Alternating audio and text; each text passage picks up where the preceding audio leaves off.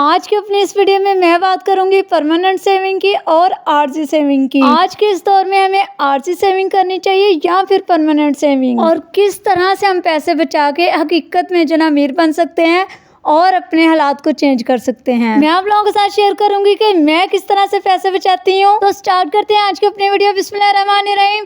अस्सलाम वालेकुम जी, क्या हाल? उम्मीद करती हूँ बिल्कुल ठीक ठाक होंगे, खैरियत से होंगे। Welcome back to my channel and welcome back to another video.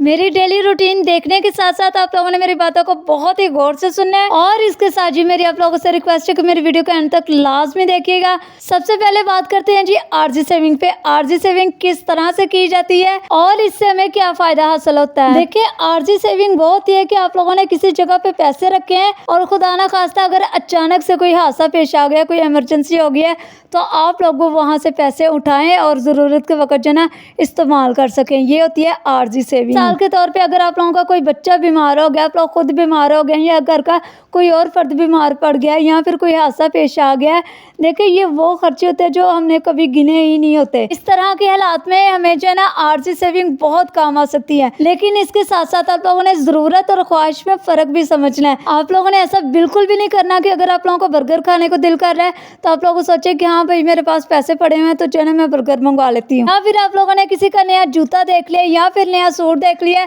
और आपके माइंड में ये बात आएगी कि हाँ मेरे पास भी पैसे पड़े हुए हैं तो मैं जो है ना इस तरह का सूट ले लेती हूँ, ये जूता ले लेती हूँ। आप लोगों ने ऐसा बिल्कुल भी नहीं करना।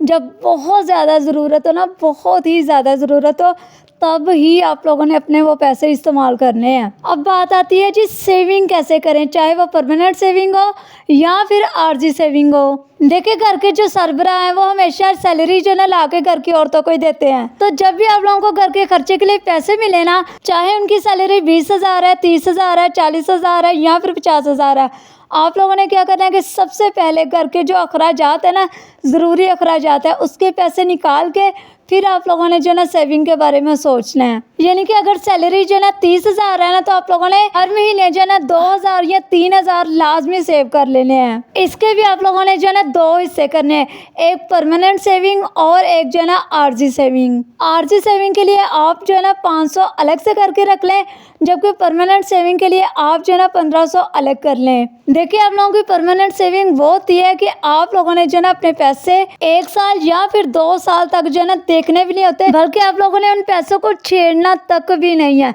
फिर उसके बाद आप लोगों ने तकरीबन जैसे ही 1 साल गुजर जाए या फिर 2 साल गुजर जाए, तब आप लोग वो देखें कि आप लोगों के कितने पैसे हो गए। परमानेंट सेविंग का जो मेरी नज़र में सबसे अच्छा तरीका है ना, वो है कमेटी, क्योंकि ये मैं भी डालती हूँ। आप लोग यकीन माने, जब से मैंने भी कमेटी डालना शुरू की है ना, तो इस तरह से मेरे पैसे जमा होने शुरू हो गए। शायद वैसे ना मैं कर सकती इतने जमा। इससे जो ना 1 साल या फिर 1.5 साल में मेरा माशाल्लाह से 2 से 3 लाख जो ना ईजिली जमा हो जाता है, और फिर आप लोग इन्हीं पैसों को जो ना किसी अच्छी जगह पे इन्वेस्ट कर सकते हैं। जैसा कि अगर मैं आप लोगों को बताऊं तो एक औरत को जो ना गोल्ड की बहुत ज़्यादा ख्वाहिश होती है। पहली मरतबा जब मेरी कमेटी निकली ना, तो उससे मैंने जो ना अपने लिए गोल्ड के इयररिंग्स बनवा लिए। इस महंगाई के दौर में अगर मैं परमानेंट सेविंग ना करती तो शायद कभी जो है ना मैं इयररिंग्स भी ना खरीद पाती। इसके अलावा एक और भी तरीका मेरी नज़र में, जिससे जो ना आपके पैसे बहुत अच्छी जगह पे इन्वेस्ट होते हैं, और अल्हम्दुलिल्लाह से मैं ये तरीका भी अपना चुकी हूँ और मुझे जो ना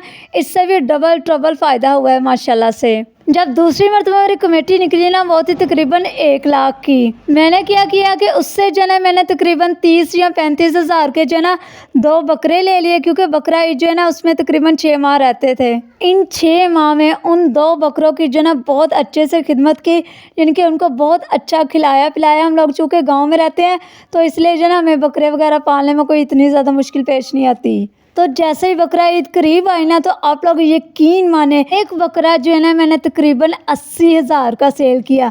अब आप लोग खुद सोचे, खुद हिसाब लगा लें कि 2 बकरे जो है ना वो कितने के सेल हुए और मुझे जो है ना कितना ज़्यादा प्रॉफिट हुआ। यानी कि मेरे पैसे वापस भी आ गए, बल्कि डबल ट्रबल फ़ायदे के साथ आए। देखिए, परमानेंट सेविंग हो या फिर टेम्परेरी सेविंग, दोनों सेविंग्स ही हमारे काम आती हैं। और समझदार औरत वही होती है जो अपने हालात को काबू में रख के फिर अपने घर का जो ना खर्च चलाती है।